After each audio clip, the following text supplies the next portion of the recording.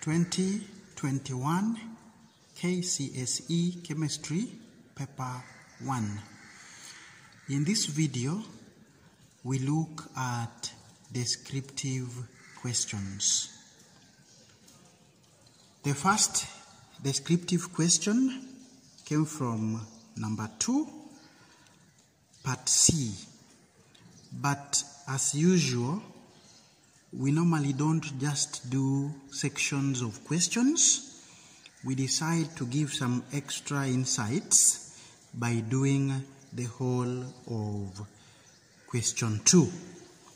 So we will start with A and then move on to B, which are not necessarily descriptive, but because they were part of question 2, we are forced to as well look at their expected responses.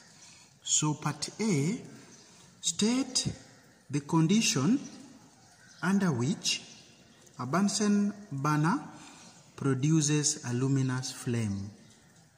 So the answer expected of a student here was when air hole, and because the collar also controls the amount of air that enters the air hole could be substituted with collar. So a luminous flame is produced when the air hole is closed. If a student went ahead to write fully closed, you would still get the same 1 mark. Part B of question 2, when write an equation for the reaction that takes place in a luminous flame, assuming the laboratory gas is butane. So this question tested combustion of butane, and we were also supposed to know the correct formula for butane. So generally, alkanes have a formula CnH2n plus 2, meaning that butane would have 4 carbons and 10 hydrogens. 4 times 2 is 8 plus 2 gives you 10. So when you burn it in oxygen, and remember here, we are talking about incomplete combustion because the flame is luminous. So we are going to get some soot, which is a form of carbon, and then the oxide of carbon here will not be the upper one. It will be the lower oxide, which is carbon 2 oxide, and this will be accompanied by some steam or water vapor. So to balance, a 5 on water, a 3 on carbon 2 oxide, and a 4 on oxygen. That balances it. Now, a student also had the option of balancing this in a different way. So we can also have this as the answer to our question. The products are the same, but this time we are going to balance 5 on water, and then the 3 can be put on carbon. And then on oxygen now we shall have a 3. That would be another option for 1 mark. Now moving to now the descriptive question, part C, we were asked that one of the regions in the non-luminous flame is the unburnt gas region. Describe how the presence of the unburnt gas region can be shown using a wooden splint. So the expected response here was that slip a wooden splint,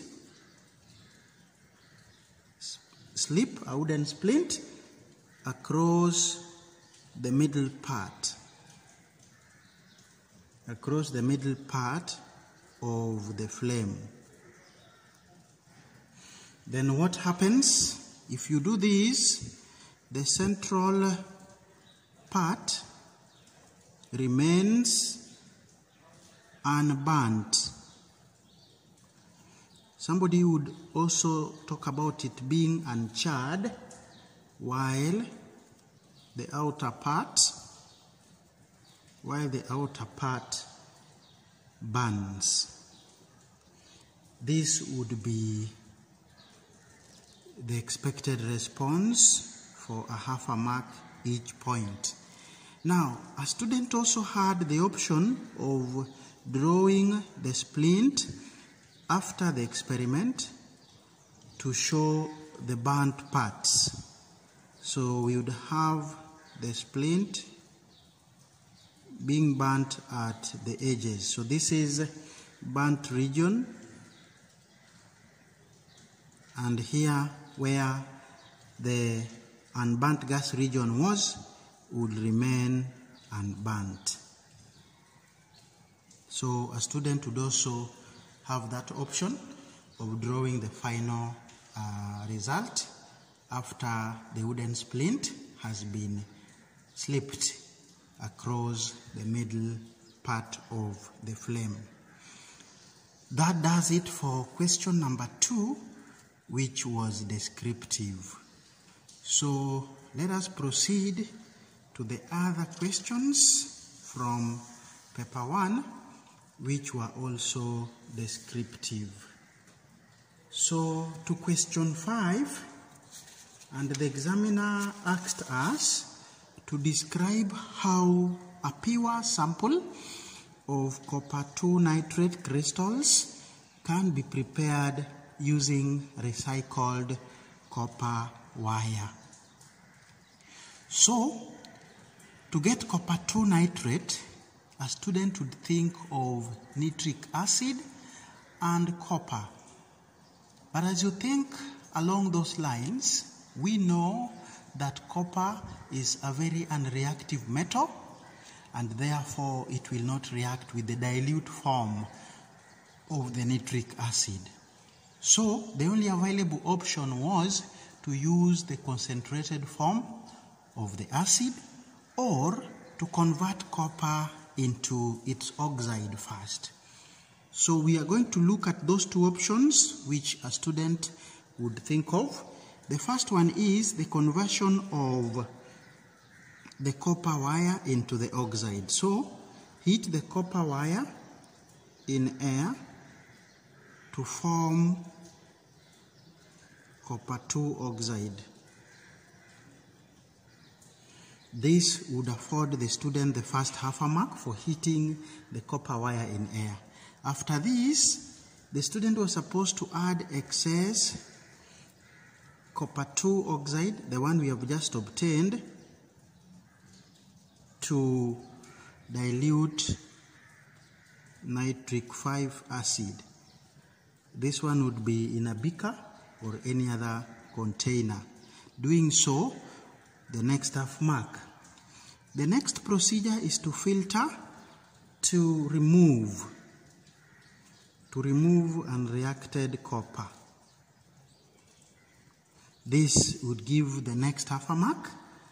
After this, we are supposed to heat the filtrate or the resulting solution. We heat to saturation for the next half a mark. After we have obtained hot saturated solution, we allow it to cool for crystals to form. For the next half a mark, and because we have been asked that we need pure crystals, we are supposed to dry them. So the last procedure would be dry the crystals for the last half a mark. Now, suppose a student thought of using the concentrated form of nitric acid. This one will now react with the copper metal and give you the same salt, copper 2 nitrate. So the other available option as an answer to this question would have been add excess copper wire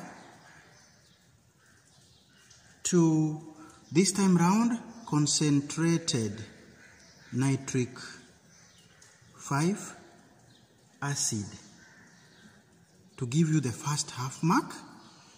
After this, we are supposed to filter to remove unreacted copper. For the next half a mark, once you get that, you heat the resulting solution or the filtrate to saturation. For the next half mark, then as we have just said earlier, that allow the hot saturated solution to cool to form crystals. Next half mark, and lastly we are supposed to dry the crystals because we need them pure. That would do for 3 marks.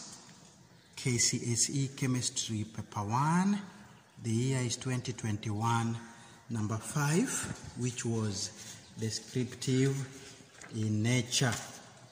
Moving on to the next question. This was question number 13. So we have been asked that rhombic sulfur is one of the allotropes of sulfur. We are asked to draw the structure of rhombic sulfur. And those who have an idea, rhombic sulfur is actually octahedral, meaning it has 8 surfaces, and there would be the structure. Now, a student would also think of what we call placard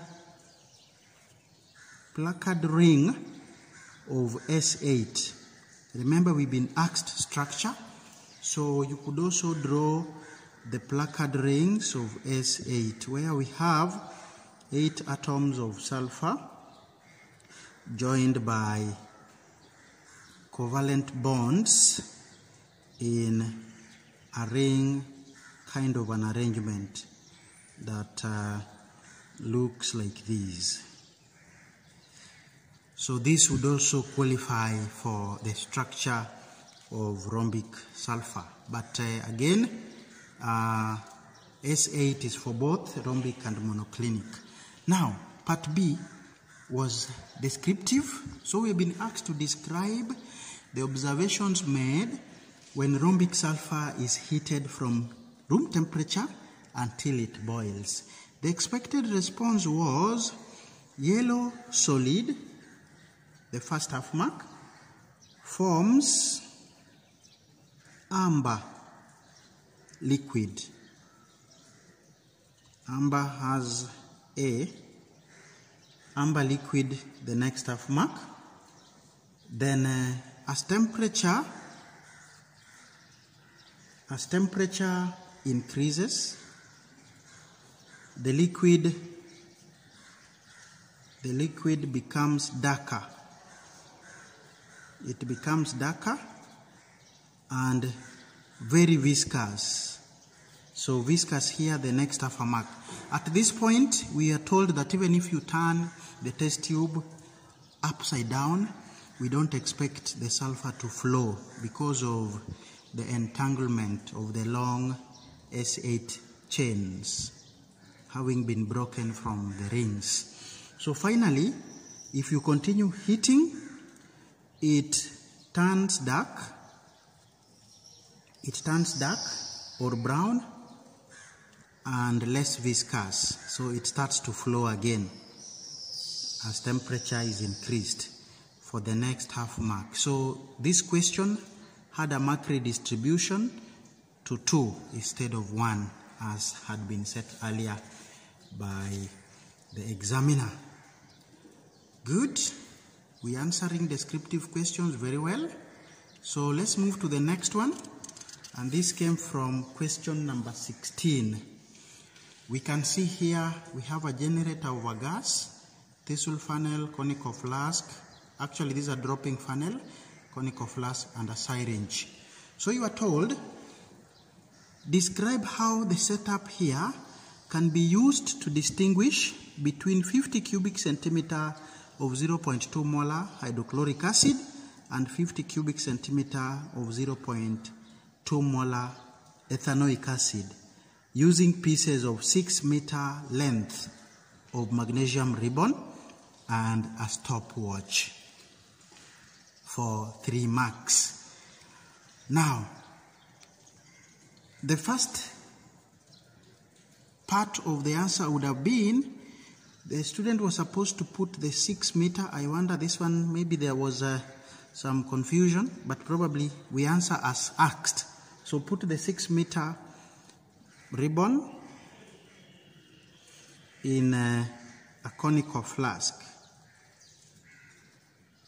Put that in a conical flask, and we are supposed to add the 50 cubic centimeter of 0.2 molar hydrochloric acid. When you do this, you get your first half mark. Then we are told to continue that using a stopwatch. Using a stopwatch, the student was supposed to record the volume of gas collected at a time interval. This time interval, you would give an example of maybe 15 seconds or any other time that you might think of. But remember here, we don't expect the reaction to be complete. So you need to set a time limit where the reaction would still be continuing. Now, once you have done that, we are told this one of using a stopwatch would actually be worth 1 whole mark. So we are supposed to repeat the experiment, but this time round we are using 50 cubic centimeter of 0.2 molar ethanoic acid. This procedure would give you half a mark, and then we conclude from these 2 experiments. What do we conclude? We conclude that higher volume of gas will be collected when the stronger acid HCl is used than when ethanoic acid, which is a weaker acid, than when ethanoic acid is used, but at the same time interval. At the same time interval. This is 1 whole mark for the conclusion. Good enough for 3 good marks. We proceed to the other descriptive questions from K.C.S.E 2021, paper 1. The next descriptive question was number 17. Actually, they were following each other, 16, 17, and 18. So we move on to number 17 now. Describe how dilute nitric 5 acid and blue litmus papers can be used to distinguish between solid samples of sodium carbonate and sodium sulphide. So, for us to answer this question, a student was supposed to understand that sodium carbonate and nitric 5 acid would produce carbon 4 oxide. This carbon 4 oxide has acidic properties, so it will change blue litmus paper to red. But carbon 4 oxide does not bleach. So your litmus paper, it was blue, it will turn red and remain red. Now moving on to sodium sulphide, this one will yield sulfur 4 oxide, which is also acidic in nature. So your blue litmus would turn red. The same observation we shall see with carbon 4 oxide. But when you put in your sulfur 4 oxide in water we all know it forms sulfuric 4 acid, or what is commonly called sulfurous acid. This one now has bleaching properties. So once your blue litmus paper has turned red, it will then be bleached. So this way we are able to distinguish between the two solid samples. So a student was supposed to answer this question as follows: to two different test tubes containing the samples, we are supposed to add dilute nitric 5 acid. This would give you the first half a mark. Now we continue to place wet blue litmus. We have been told to only use blue, but ordinarily we use both. So place wet blue litmus papers at the mouth of the test tubes. This gives you the next half a mark. Now what will we observe? Litmus papers in both test tubes turn red. This is the next half a mark. Then now to differentiate between the two, we would write that thereafter litmus papers in one test tube is bleached for the next half a mark. And then finally you tell us that the sample that produces bleaching on the litmus paper is the one that is sodium sulphide. So this one, the conclusion will give you 1 whole mark, totaling to 3 marks for question 17. Moving on to the last question, which was descriptive in Chemistry Paper 1, the year 2021, is number 18, where a student was asked to describe how propanol can be used to extract pure sample of sunflower oil. So the procedure is as easy as what we discussed in Form 1, solvent extraction. So crush the sunflower